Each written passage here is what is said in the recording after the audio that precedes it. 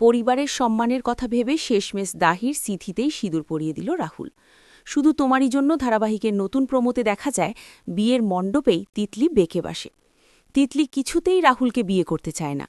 তিতলি নিজের গলার মালাটা ছুঁড়ে ফেলে দেয় এবং ওই বিয়ের মণ্ডপ থেকে চলে যায়। অন্যদিকে রাহির বিয়েটাও ভেঙে যায়। দুই বোনের বিয়েই ওখানে ভেঙে যায়। কিন্তু রাহুল কিছুতেই বোঝাতে পারে না তিতলিকে তার ভালোবাসাটা।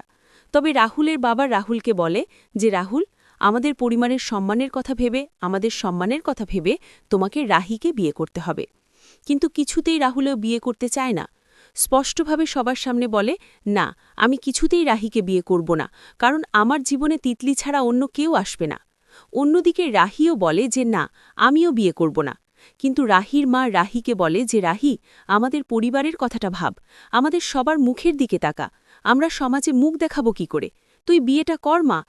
কিন্তু রাহি সবার সামনে বলে না, রাহুল আমার ছোট বোন তিতলিকে ভালোবাসে, ওকে বিয়ে করতে যাচ্ছিল, ওদের দুজনের বিয়ে হতে যাচ্ছিল, আর আমি কিনা এখন রাহুলকে বিয়ে করব? না, আমি কিছুতেই এভাবে বিয়ে করতে পারবো না, বিয়েটা কোনো ছিলে খেলা নয়। অন্যদিকে রাহুলও বলে না, সেও পারবে না রাহিকে বিয়ে করতে। রাহুল গলার মালা ছুঁড়ে ফেলে দিয়ে বিয়ের মণ্ডপ থেকে চলে যায়। অন্যদিকে গিয়ে দাঁড়িয়ে থাকে রাহুল, অপরদিকে রাহিও চোখের জল ফেলে। তবে ঠিক সেই সময় রাহুলের বন্ধু রাহুলকে গিয়ে বলে, দেখ রাহুল, নিজের পরিবারের মানুষজনের মুখের দিকে তাকা, তোর বাবা মার মুখের দিকে তাকা, সবাই আঙুল তুলে কথা বলবে, সবাই অসম্মানিত হচ্ছে, তুই রাহিকে বিয়েটা কর, আমাদের পরিবারের কথা ভেবে অন্তত রাহিকে বিয়েটা কর। দিদিভাইয়ের মতো যাতে তোকে নিয়েও বাবা কষ্ট না পায়। তিতলি তো তোকে ভালোই বাসে না, তিতলি তো তোর কথা ভাবলই না, তাহলে তুই কেন এখন তিতলির কথা ভেবে বসে থাকবি?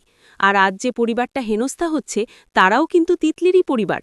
রাহুল বুঝতে পারে কথাগুলো, তাই রাহুল বিয়ের মণ্ডপের দিকে যায় এবং সবার সামনে সিঁদুর হাতে নিয়ে রাহির সিথিতে পরিয়ে দেয়। আর তারপর রাহির হাত ধরে বলে, আজ থেকে রাহি আমার স্ত্রী।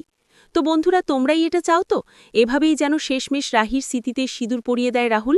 কমেন্ট করে জানাতে ভুলো না।